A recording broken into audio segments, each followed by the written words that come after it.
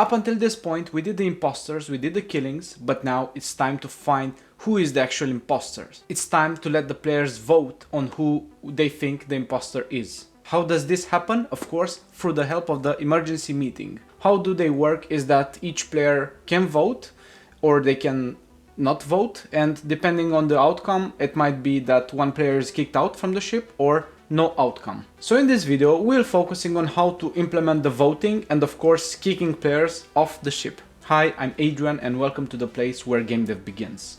If you're new to this channel, we do a lot of game development stuff and more, so you should consider subscribing to the channel and also join the Discord community with the link down below. If you think that the tutorials are spanning on too many episodes and you want a shortcut, no problem, I have you covered.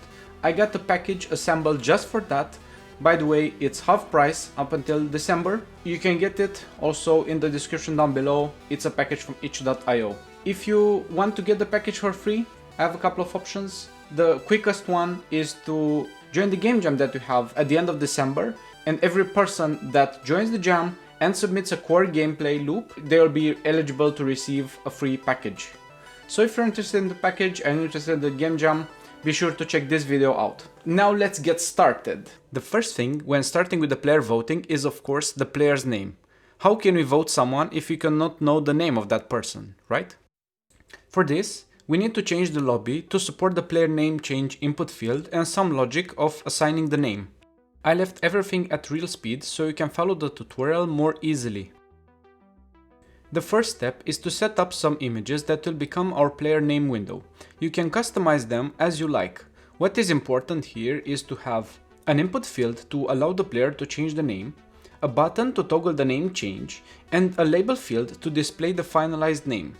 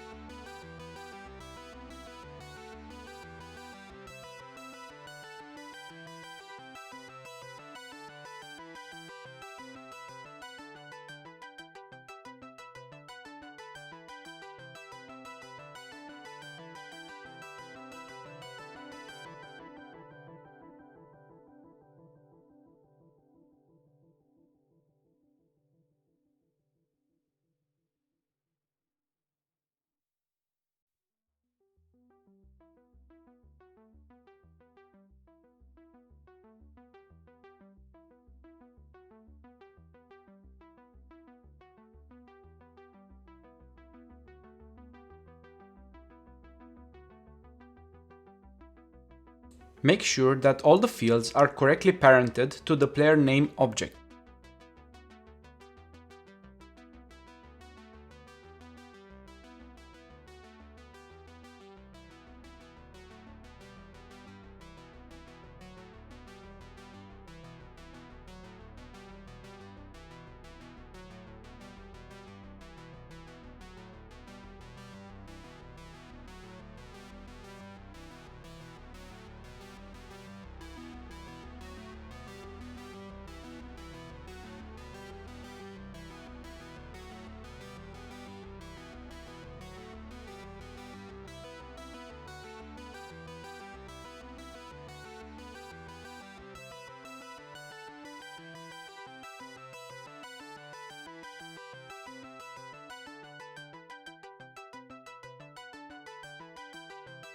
Heading over to the Lobby Network Manager, here we will need the references for both the text fields.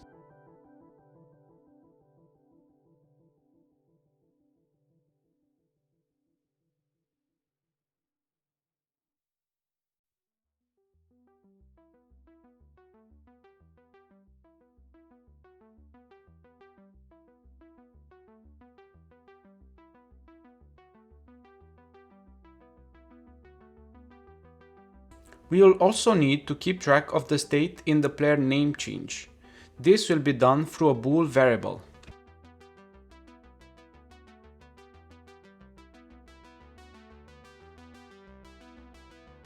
The main logic will happen when the change player button has been pressed.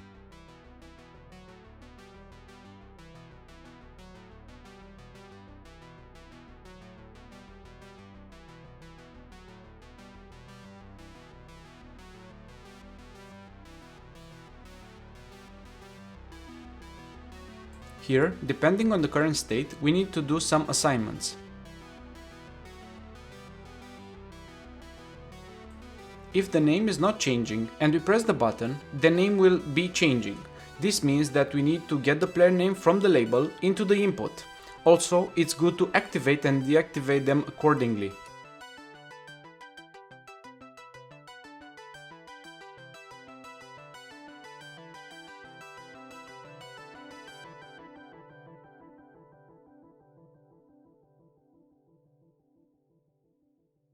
If the name was changing and now it's finished, we first need to check if the field was empty.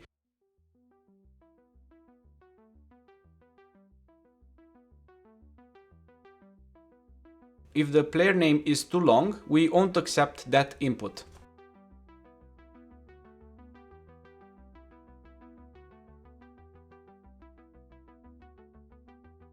If it passes, then we copy back the player name from the input to the label.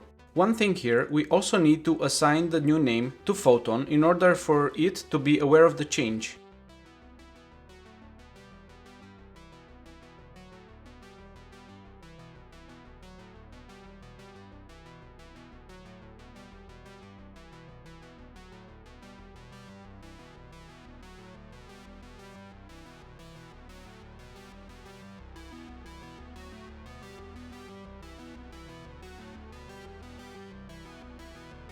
Be careful with the label and the input. As you can see, I also did a small mistake here.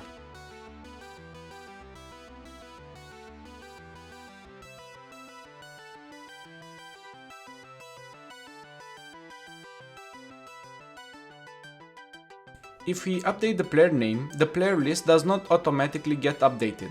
We will need to force its update with an RPC called when the name gets changed.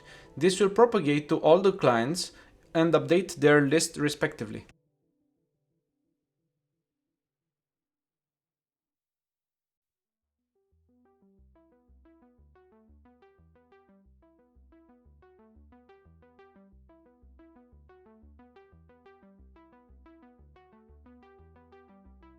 Since we are now using RPCs in the lobby manager script, we need to have the photon view component attached to it as well. One last thing in the lobby is to assign a random name to the player when they get connected.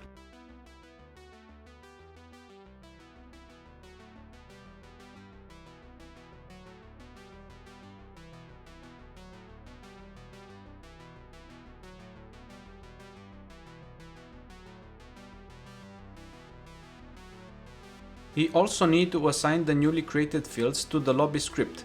Make sure that here no field is left empty.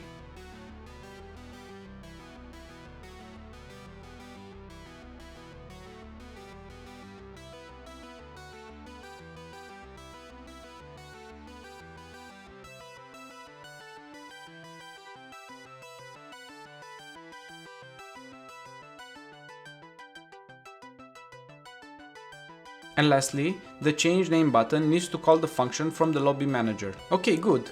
Now we have the player name set and displayed in the lobby, but how do we display it in-game? Let's say above each player. We need to do a deep dive in the player prefab for this. To display the Unity UI in the world, we need to use the world space canvas. A lot of adjustments will be needed to make it properly fitted to be above the player, but we will get it through.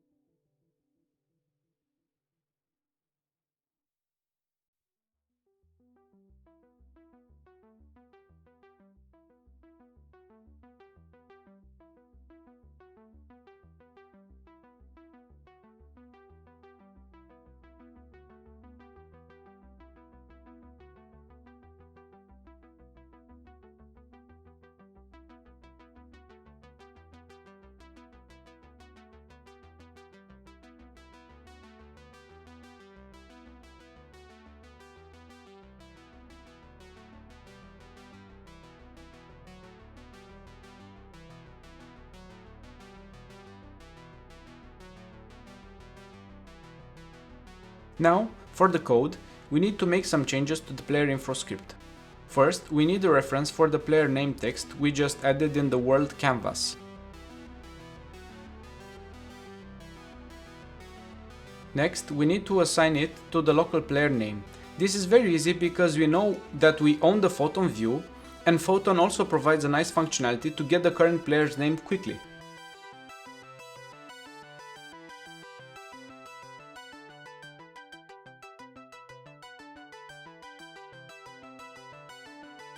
To get the other player's name, it's a little tricky, but we'll figure it out right now.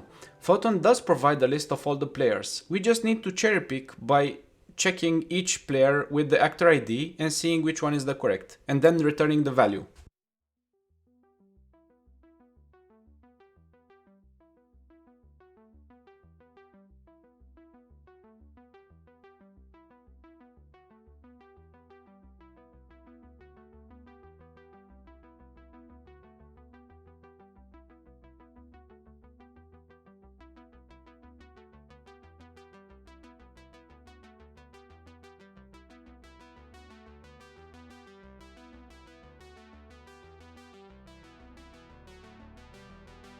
And then, of course, assigning the player name for other players into our script.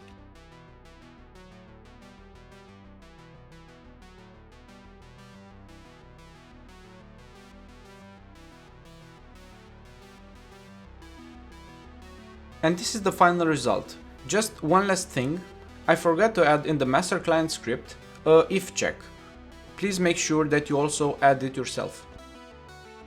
And this is it for today. The voting mechanic will be split in multiple episodes because it is too big feature to be in only one. See you in the next one. I'm Adrian and I'm signing out.